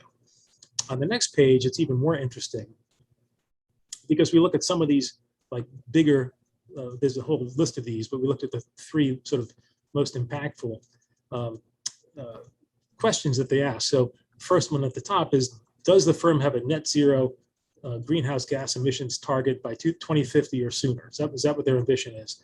And it's yes, if it's green at the top line, no, or partial. And what you can see to the right is across all these industries and for across these questions, we are about market weight in the companies that have a plan, and all of our underweight are the people that don't have a plan or are only halfway there. They don't really have a full plan.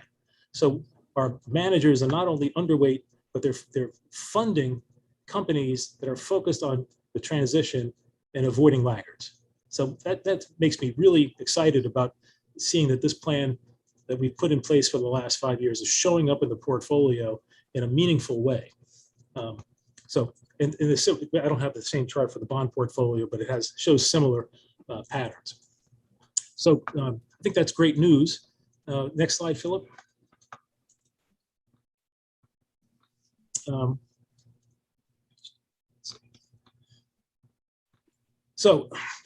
Andy, we have about 15 minutes left. I want to be respectful of Ray's time and to leave room for questions and answers. So okay, I'm going to have to, I'll get on the horse then. Okay, thank you. So Mr. Miller talked about this one. We incorporated, we've had a target for this past year to do an asset allocation study with the board. And so we were targeting, including a climate risk. We told you about this in the past that we were going to do this, climate risk in the next asset allocation. And so when we were doing that, we expanded the types of scenarios for carbon tax. We deploy 3% more green power every year for the electric grid, or that somehow we collectively drive us to 1.5 degrees instead of 3. So those are the types of things we did. Next slide, Philip. I'm going to go through all these things, but we had different policy portfolios that we looked at. We had the current policy. We had one that focused on the system's liabilities. We looked at a policy that employed leverage. We've got a policy that a mix of assets that really focused on addressing the climate sensitivity of the system. And then we show what peers would do. And so these are different returns. And just for comparison, I think the return for the total plan and the current policy was around 7%. So it's about a 50 basis point hit for the 3 degrees Celsius scenario. And just about everything else is worse than that. And what we found was that, let's go to page 25, Philip.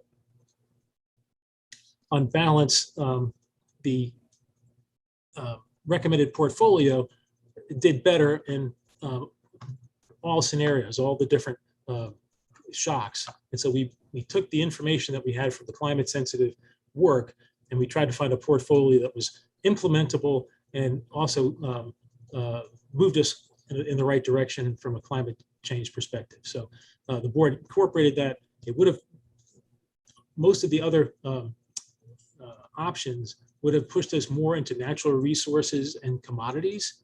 But the climate sensitive analysis said, well, in those scenarios, those asset classes do poorly. And so we are shifting away from the natural resources, which includes like private energy funds and those types of things, and commodities, and focusing more on infrastructure. So you can see that it is meaningful in terms of which asset classes we're pushing our incremental dollar toward. Okay, let's see. So I have a few slides. If you go to page 27, I don't want to go through too much of it, but this is, we talked about BP. This is the Climate Action 100. And there's a slide here that part of a much larger document on their website that goes through their whole process and their successes. This is their work with oil and gas company in the last year. We talked about BP. I'll look at the one in the lower left, which is Reliance Industries. This is an Indian company in India. The emerging market world has not been a big embracer of climate change initiatives, so it's a big win to get Reliance Industry to target a net carbon zero by 2035. So that's a big win, and it's sort of a domino. When these big companies start to go, then it brings the rest of the countries with them. Page 29, we skip to that one. This is that SASB group we talked about, a very busy chart. What this is really talking about is reporting and standardized reporting. And you'll have seen that Secretary Chair, SEC Chair Gensler has been talking about potentially making mandatory reporting on ESG and climate risks as part of the SEC's annual reporting. And so having the work that SASB has done over the last, and others, to sort of uniform the reporting on these topics has allowed them to do that. So then the next 10 pages, I'm not going to go through each one of them. They show all of the investments that are showing up on the portfolio that are, maybe just go to the next one, Philip, just to pick one. So this is, these are all the investments that you can flip through, and you can see the types of things that are showing up in the portfolio. This one is $2 billion in clean energy. This fund is done, it's not system doing $2 billion, but we're part of all these funds that are invested here. As you read through, you'll see that it's business that are developing improved logistics to reduce wasted emissions. They're installing charging stations for electric vehicles. They're changing their processes, industrial processes, to reduce emissions. They're changing product formulation to reduce greenhouse gas. Like this example is a industrial foam business to have fewer greenhouse gases as part of that foam making business. And then, some are converting shipping to electric and wind powered boats instead of oil powered boats. And the last one is particularly interesting because it is a PIMCO, which is a big bond manager, engaging with Pemex, which is this Mexican-owned oil company, on climate change initiatives. And it's interesting because Pemex doesn't have public stock. It's owned by the state of Mexico, the country of Mexico. And otherwise, PIMCO is a large bond investor, and there's no natural way to get to the company except through being a bondholder.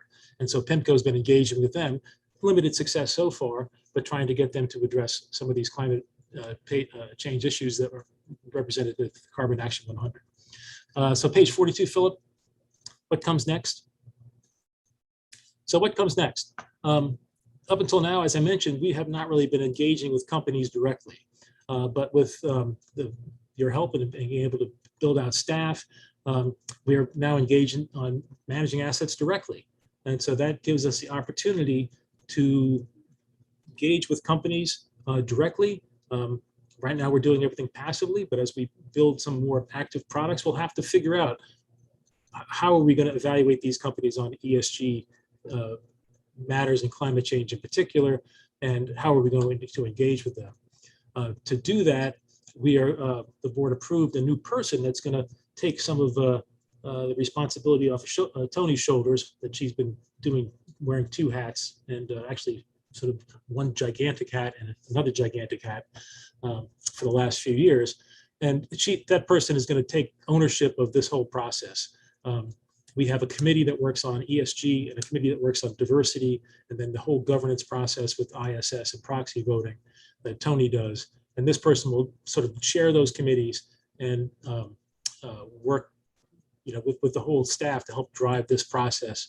So on a continuous basis, we have periodic meetings of these committees, and so it's not we don't make as much progress as we could with one person being involved there. So that's coming up. And we think when we do that, and some of our scores will improve with UNPRI when we are able to have more direct engagement and evaluation ourselves. So we're also putting together some board education materials for December, and one topic in that will be a topic right on climate change, because we want the board to be fully versed on this topic. Page 32, just an update on I call House Bill 933. I might have that number wrong, but this is the Corman bill we talked about. So this gives an update on everything we've done there. Much of the bill echoed some of the recommendations from the Maryland study from 2017.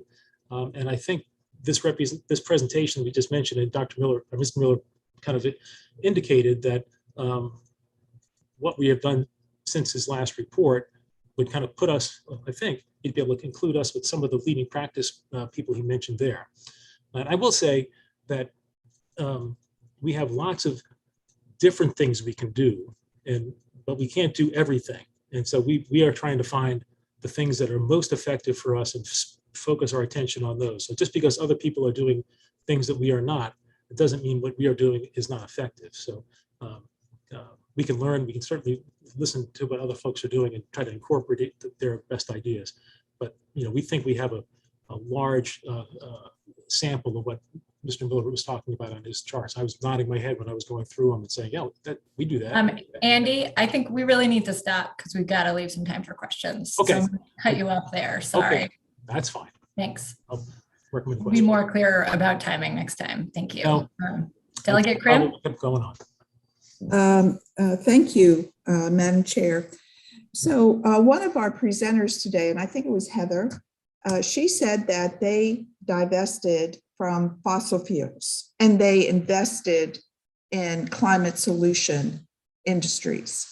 So why can't we just have a policy that puts us on the road to divest from fossil fuels? It sounds like that you believe, and maybe the board believes this, is that it's better to stay engaged with these fossil fuel companies and try to change their policies.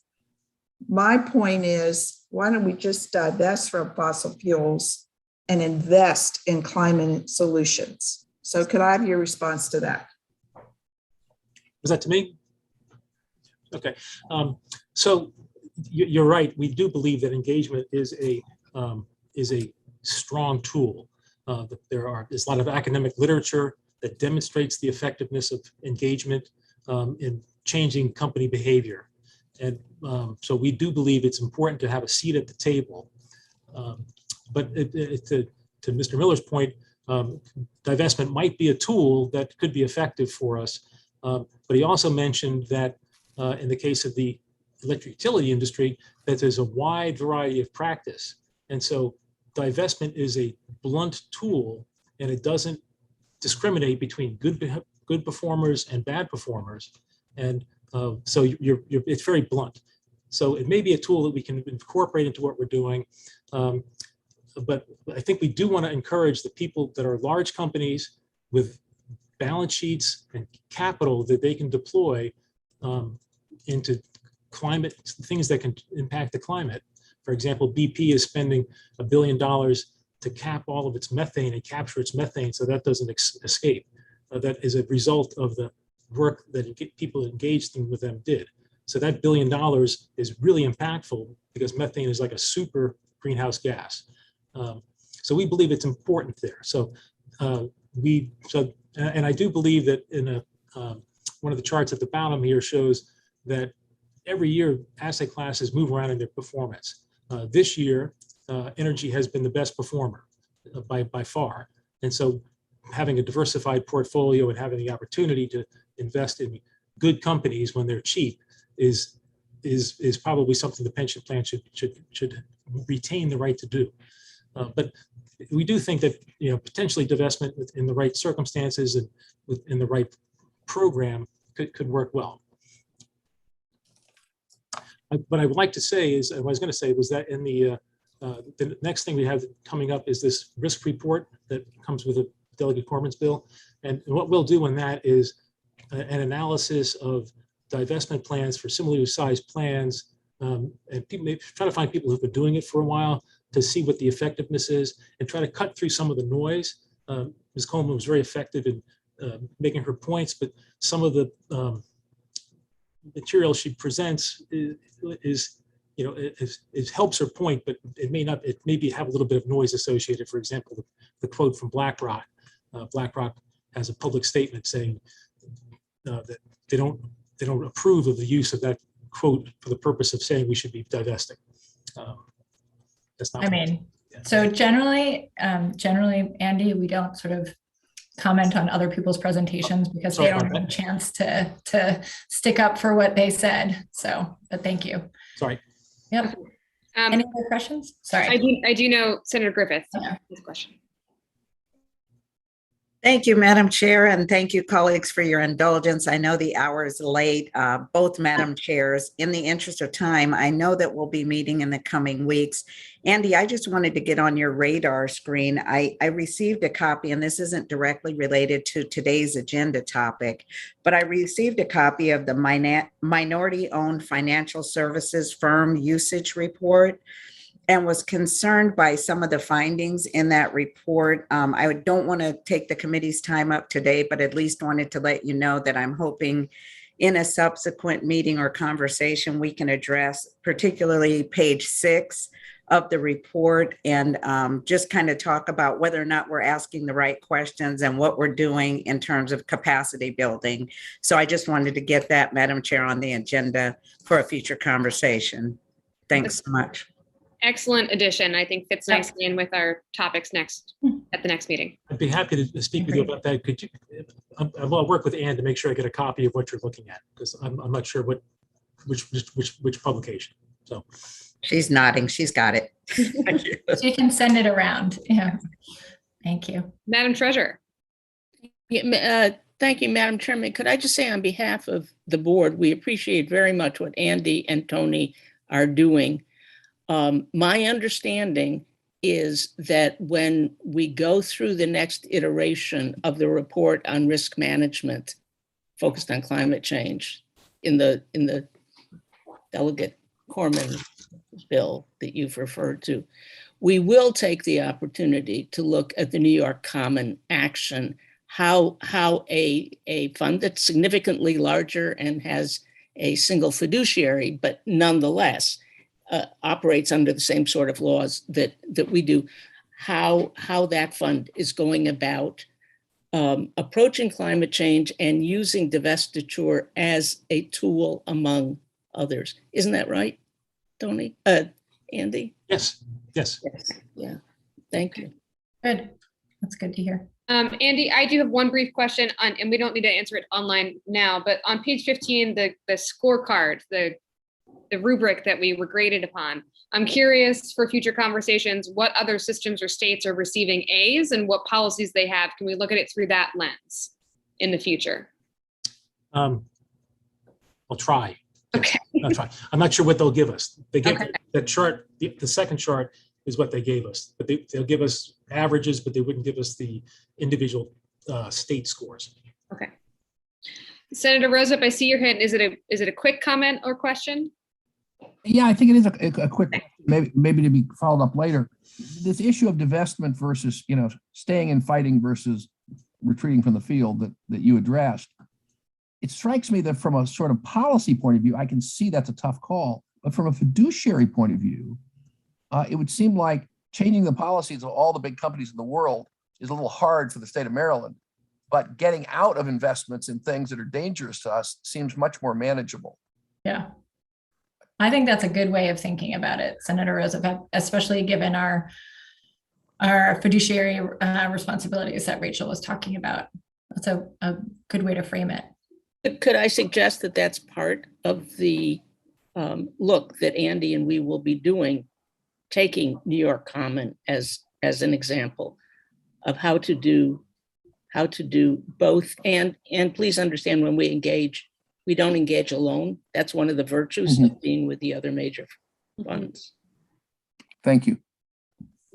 I'm just gonna, before Senator Chair Elfreth, before she closes this out, I have one other question that actually isn't about climate, but is relevant and bubbled up from several staff, that the board does not video stream their meetings or archive the audio of the meetings, the State Retirement and Pension Board. And there's been some discussion among DLS staff, in fact, about why that is, and whether there is a way to have audio recordings of the meetings, video streaming of the board meetings. I don't know if Andy or Michael or Madam Treasurer, any of you want to comment on that just quickly. We do have a new system, a new audio system that was put in. Quite candidly, I can get back to you on it. Sure. Yeah, that's fine. Yeah. I believe in transparency. Yeah, no, I know. That's why yeah. Okay. Well, I think that's a question for going forward then. If we could, Marty and Treasurer Kopp and others, we can talk about the board's meetings and video streaming meetings or archiving the audio. I think sounds like there's a number of staff, a number of employees that are interested. So, which is good. Yes. Well, I thank you, Chair Lehman. I think we saw today a lot of passion on this issue, both from our presenters and from the system. Thank you very much, and from the committee itself. So I'm very grateful for this conversation. We will continue our pre-session meetings. Our next joint committee meeting is October 21st at 1 p.m. We will be hearing from the board about their requested legislation for the upcoming session. We'll receive a briefing on the investment portfolio and a briefing on the Maryland entrepreneurial ecosystem. And Senator Griffith, we will add your point as well. I think we should have time for that. I agree. Okay. With that, Chair Lehman, do we need a motion to adjourn? Motion to adjourn. Is there a second? Second. Okay. Nice to see you all. Have a great afternoon. 21st. Thank you. Okay.